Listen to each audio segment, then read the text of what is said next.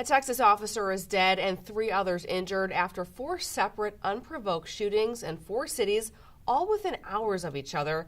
The ambush-style killing of the police officer in San Antonio adds to an increase in a disturbing trend for law enforcement nationwide. 2016 is now the deadliest year for ambush-style attacks on police. Here to discuss this rash of attacks and how police can stay safe is law enforcement expert Dr. Alex Del Carmen. He heads up the School of Criminology, Criminal Justice, and Strategic Studies at Tarleton State University in Fort Worth. Welcome back, Dr. Del Carmen. Thanks for having me, Danielle. Now, Sunday's attacks illustrate a very bold display of lawlessness that reflects a disturbing trend that we're seeing. What do you think the cause of this violence is against police, and how do we get it under control? You know, it's hard to tell exactly what is prompting people to go out and kill police officers or injure them. The reality is that the profession is obviously one of the most difficult, if not the most difficult profession to be part of. And so police officers, in some ways, historically speaking, are used to having people attack them, shoot at them, spit on them, treat them, less than.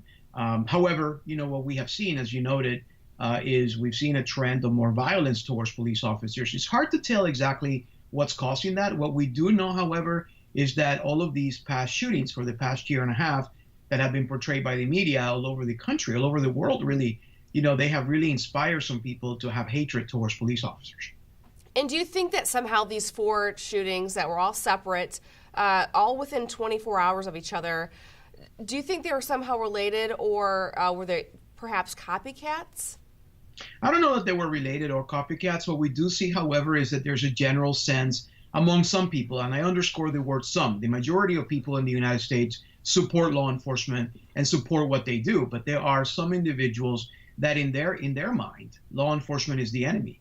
And so I don't know that they're copycats or even that they're talking to each other, as much as this is a general sentiment among some people that they're going to go out and injure a police officer. If you look at the individual that was arrested, that killed, or the suspect that allegedly killed the police officer in San Antonio, he kept on saying to the media that all he wanted to do was see his son, and that the police officer simply was there as he was angry at the fact that he hadn't seen his son and he wanted to go kill somebody, so the officer was the victim.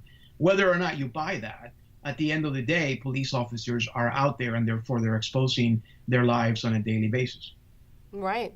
Should police change up their patrol tactics, and what should they do? What do you think they should do to stay safe?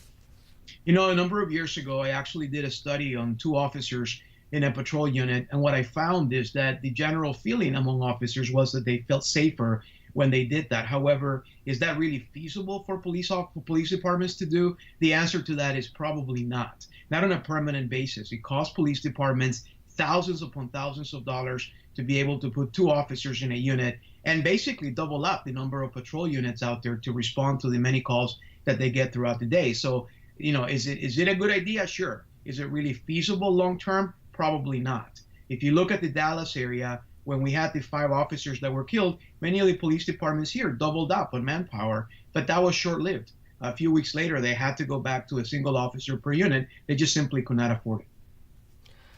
Do you think that body cameras play a role? Do you think that they're increasing safety, perhaps discouraging somebody from attacking police? Yeah, I think body cams are not discouraging. I mean, we haven't seen any evidence that they're actually discouraging people. Some people don't even know that they exist or that police officers wear them. What we do see, however, across the nation is that body cams keep police officers, safe in the sense that, sometimes they're streaming that video live and other people are watching it. Other times when they actually record the incident and somebody complains that the officer did not act in a proper manner, all that the supervisor has to do is play back the video and all parties agree that the officer was doing the right thing. So in many ways, good police officers, and there are many of them around the country, actually welcome the presence of a body cam because it allows them to simply tell the story in a way they themselves could not tell it. Right, and it not only keeps police safe, but also civilians, and I think it works both ways.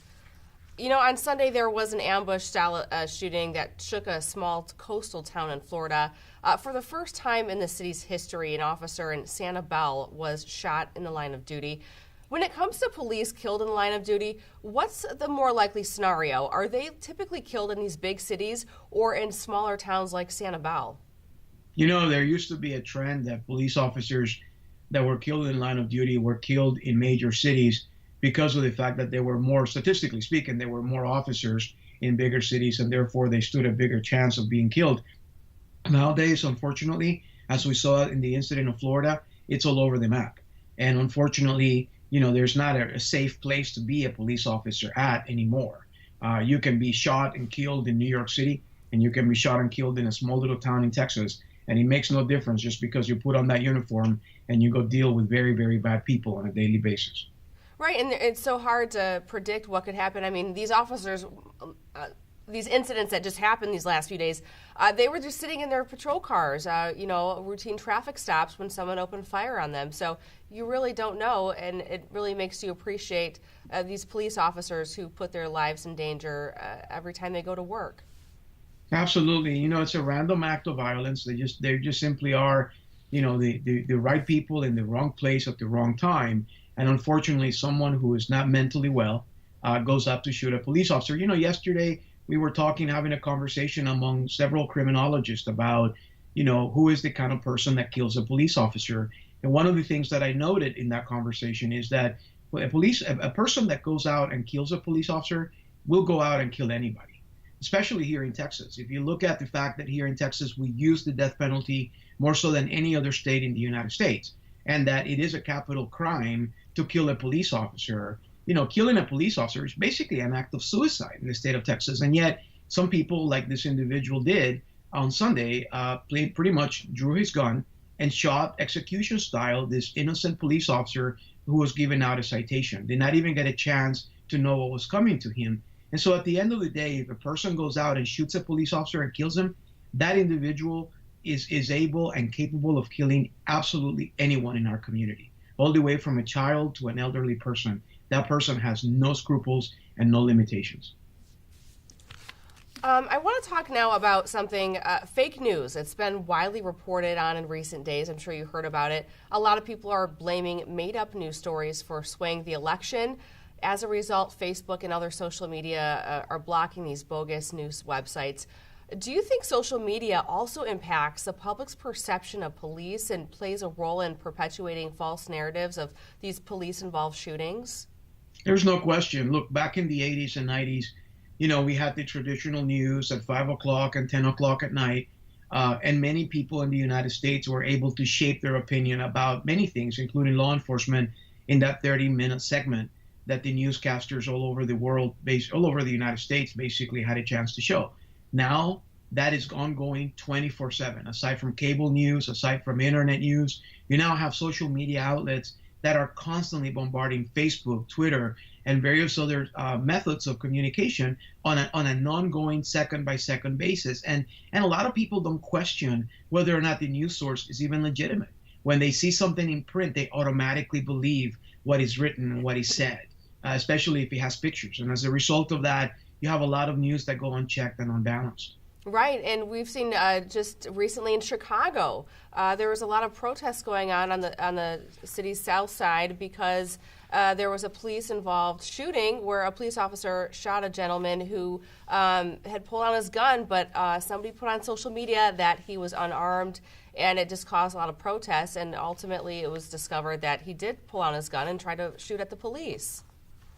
There's no question. Information, you know, has to be disseminated responsibly, while at the same time we have to obviously protect our constitutional guarantees that allow us to communicate freely. So it's always a debate between what government can regulate and what people can say responsibly. And I don't differentiate somebody putting out a false news of any sort that will affect the minds and opinions of people with. I don't necessarily differentiate that from somebody walking into a movie theater and screaming fire when there is no fire. Right. And then it's sort of the same symptom.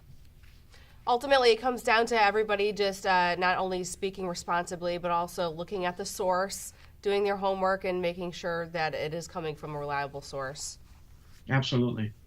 Now, the number of police officers gunned down has increased about 170% this year. That's according to the National Law Enforcement Officers Memorial Fund.